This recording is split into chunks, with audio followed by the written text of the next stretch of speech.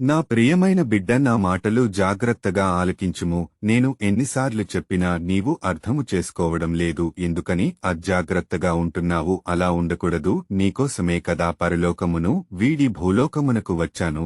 నిన్ను రక్షించడానికి. నీవు పాపములో పడకుండా ఉండాలని, నన్ను శోధించిన సాతాను నిన్ను శోధించకుండా ఉండాలని, నీవు పరలోక రాజ్యము చేరాలని, నా యొద్ద నీవు ఉండాలని నేను నీకోసము ఈ మాటలు చెబుతున్నాను. నీవు చేసిన పాపముల కొరకు మీకు విడుదల కలుగచేయాలని, విముక్తి కలుగచేయాలని. నీవు ఎన్ని పాపాలు చేసిన, మోసాలు చేసిన, అబద్ధాలు ఆడినా, దొంగతనం చేసిన, వ్యభిచారం చేసిన ఎదుటివానిది ఆశించకూడదని ఎన్నిసార్లు చెప్పాను. నీవు స్వార్థము కోసము అసూయతో, ద్వేషముతో, కుట్రతో, కుతంత్రాలతో, కపట వేషధారి వలె ఉన్నా నేను నిన్ను పరలోక రాజ్యములో చేర్చాలని నా ఆశ కోరిక కాబట్టి నీ పాపము మానుకో. నేను కుంటి వారిని నడిపించాను, బాగుచేశాను, గ్రుడ్డివారికి చూపును దయచేశాను, రోగులను స్వస్థపరిచాను, మూగవారు మాట్లాడేలాగా చేశాను, చెవిటివారు వినగలిగేలాగా చేశాను, చనిపోయిన వారిని లేపాను, పాపులను క్షమించాను.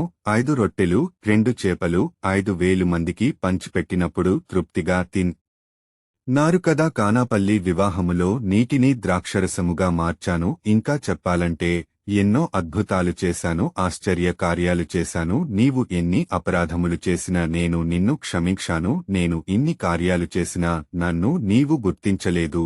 నీవు నన్ను అధికారుల ముందు దోషిగా నిలబెట్టావు, కొరడాలతో కొట్టావు, నా ముఖము మీద ఉమ్ము వేశావు, పిడికేళ్లు గుద్దులు గుద్దావు, గడ్డం పట్టుకుని లాగావు, సిలువ భుజం మీద మోపి కొరడాలతో కొట్టుకుంటూ గొల్గతా స్థలానికి తీసుకెళ్లావు, సిలువు వేశావు, బల్లముతో పొడిచావు, వస్త్రాలు చీల్చి సీట్లు వేసి పంచుకున్నావు. నాకు దాహం అయితే చేదు సెరకను ఇచ్చావు, సిలువపైన చనిపోయాను, నన్ను సమాధి చేశారు. నేను చెప్పినట్లుగా 3వ దినమున సమాధి నుండి లేశాను, పునరుత్థానము చెందాను. 40 రోజులు అందరికీ కనిపించి పరలోకమునకు వెళ్లాను. అయినా నిన్ను క్షమిస్తున్నాను. ఇప్పటికైనా నా బిడ్డగా మారు, హృదయ పరివర్తనము చెంది మనస్స మార్చుకుని బాప్తిసం పొందుకో. నీవు చనిపోయాక సమాధి చేస్తారు కదా, నీవు కూడా పునరుత్థానము చెందుతావు. నీవు నాతో కూడా పరలోకములో ఉండాలని ఈ మాటలో నీకు చెబుతున్నాను. నా రాజ్యములో ఆకలి దప్పికలు ఉండవు, సంతోషము, ఆనందము ఉంటుంది. భూలోకములో అందరూ సమానులే, నా పరలోక రాజ్యములో